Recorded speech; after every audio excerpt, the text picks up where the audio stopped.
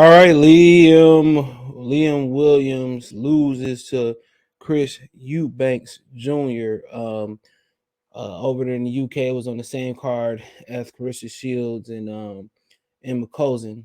I hope I said that right. I Eubanks Jr. fight it had like what 4 or 5 knockdowns in there. It was so many. He had 3 before. I think I had 3 by round 5. You know, and I think he scored one late, might be 2. It was so many knockdowns, bro. You just sitting there looking like, bro, like. But and that just goes to show you that the short punch in boxing is undefeated. All right, and that's when you throw a punch the right way. You throw the punch the right way. A lot of times it's minimum defense.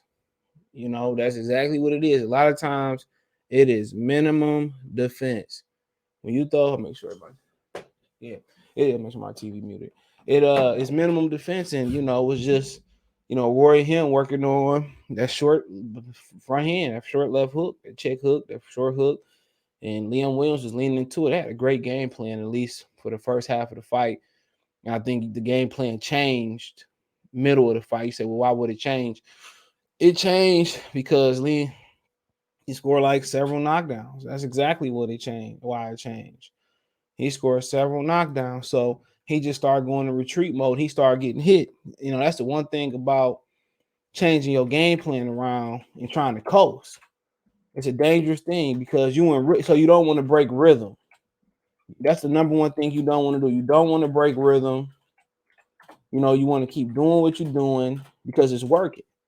But sometimes he got lacking. Sometimes he had lapses and he got caught. And when he was boxing, he boxed beautiful today. Looked just like a baby Roy Jones clone. But check the fight reaction playlist out, man. Check the middleweight playlist out. Liam Williams, tough competitor, could have easily stayed down. A couple of those short knockdowns. A lot of people might say, "Oh, it wasn't that much." So he scored knockdowns in 1, 2, 4, and 11. So 1, 2, 4, and 11. Then you go. He scored those knockdowns and he won 116, 109, 116, 108, 117, 109. Like I said, he had 6. He was up 6 points. I mean, 8 points. My bad. He was up 8 points off knockdowns. Unless, Liam Williams made it a competitive round and he made a competitive round and then it turned into maybe an 8-8 or something like. But I didn't really see enough dominance. But he scored. I mean, without the knockdowns, this definitely was competitive, because Chris Eubanks went into safe mode. So he started getting hit. He would touch him and pull straight out like this with his hands down. You know what I'm saying? When you pull straight out, man, you got your chin up like this, it's all about, at that point, it's all about reflexes. And that's what Roy Jones would pull out, and he just would have reflex, or he would tuck his chin and pull out. It was just, natural ability. That's the style his dad taught him. He also picked it up for some of the roosters around the farm and stuff. But yeah, that was kind of like, kind of obviously you're gonna go master style in a year. Roy Jones and Roy Jones Sr., Roy Jones Jr., that's a style that he mastered over 20 years of his life. You know what I'm saying? And and prior to his 20s, he still was probably adding stuff from other trainers and stuff, and adding stuff to his game as he's going. So Eubanks, no matter how good you are, you're not gonna master that style like that. But for the most part, it was patience today. We've seen Eubanks, when he fought George Groves, is I kind of agree with Prison Scene when he said he needs to retire. And obviously it was a knee-jerk kind of reaction to that. But I kind of agree with him. He relapsed that bad in that fight. He fought a guy literally with one arm and looked pathetic. And now with Roy Jones, his father trusting Roy Jones to do his job. And he, when you trust another man with your son, that's huge. That's huge. And I think there's only one of the few guys that Eubanks Jr. Sr. would have respected to train him. You got to respect Roy. His IQ was second to none. Now, he might not have been the most fundamental fighter, and that's what made him probably one of the most exciting fighters of all time as far as some of his highlights you see, even though they say he was boring because he wasn't stopping nobody. But, he was capable of that. And so was Floyd. If they really had to, come down the stretch and they really was pushed to have to stop somebody and come from behind, they, both their fathers was old school. They was built for that. Not saying that, they could turn it on and off, but they was built to kind of strap their nuts on and take a shot. But, today was the short shots, and that's when you get a guy that rush in, that rushes in and his defense not together. You got it when you come in It's educated. You watch Chavez, Duran. It's off a weave. It's off a feint. It's off a jab. It might be off a jab, weave, and feint. It might be a combination of them. You know what I'm saying? It's off a slip, pop, pop. You know what I'm saying? It's off a step over angle. And Liam Williams coming at angles. I mean, he coming straight in. And then he punching and trying to jump in there. And, it's easy. That was easy pickings for Eubanks. Now, had Eubanks not got the knockdown, probably would have been close. Because when he's pulling out of there, his chin was straight up in the air. And Liam was catching him with some stuff, And of course, I think it actually looked worse than what it was because obviously Liam was at home and the crowd reaction, but also he was moving at the same time. He was off balance when he hit him with those shots. So for Eubanks, the only really thing I would like to see him do better, I like to see Roy tell him like, yo, close the show. Kind of go back to a little bit old Eubanks. Come behind the jab, be patient, and push him back and take him out of there. But you can't argue with going to prevent defense and bagging the win, putting the win in the bag. Can't argue with it. So I mean, I like to see him close the show. I think that would have been a statement. But I mean, obviously dropped him more times than Demetrius Andrade. I think the scores was larger, wider than Demetrius Andrade. But I just like to see him kind of come forward behind the jab, patient, and work the body. Kind of do what Clarissa Shields did when she closed it off. When she had Emma hurt, she started touching the body, closing the distance off. And Liam Williams didn't cut the ring off neither. That didn't help him. But I don't even think it would have mattered. The way his defense is that bad, bro. Adam Booth Adam, Shane McGuinn, his defense is bad. And all they did was studying him, took advantage of his tendencies. And like I said, I don't understand when people say they don't watch tape. That's like LeBron saying, I don't watch tape. That's bullcrap. When you got to defend somebody in basketball, I'm pretty sure it's the same in football over there, aka soccer over in America. People got tendencies that they can't break. They got habits they can't break.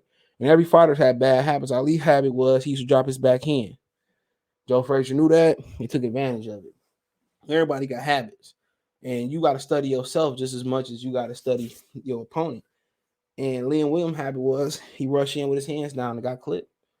You come in, you got to keep your hands up. Every the closer you get to a fighter, the more tighter your defense has to be. It's a fact. Even when you get in their chest, everything when you get in there, you gotta make yourself a smaller target. Everything is compact, packed, and short. Sorry for the Chihuahua, but Eubanks' short shot tonight.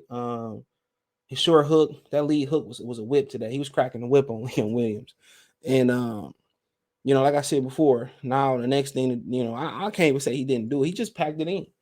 He mailed it in. He started jogging back down on the back end, man, and I can't burn him for going to prevent defense. A lot of guys like Mickey Bay got knocked out in the last round trying to be aggressive. I can't blame Eubanks for that. So big win for Eubanks. Big progression for Eubanks. You asked me like who we ready for next. I'll do a live reviewing all the fights Sunday. American football alone. So if you ask me, just looking at the rankings, he want to fight Triple G. I see how he look versus Murata. Triple G and Murata don't fight. I like to see him fight Murata over in Japan. Really, at this point, if it's not a world title, I don't know.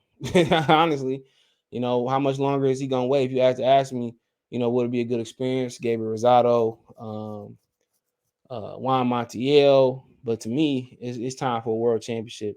It's no point in taking risks versus guys like Stephen Butler, guys like Sergey Derevchenko. I mean, guys like that. It's no point. Escobar Falcao, who's ordered to fight Zenabek for a title.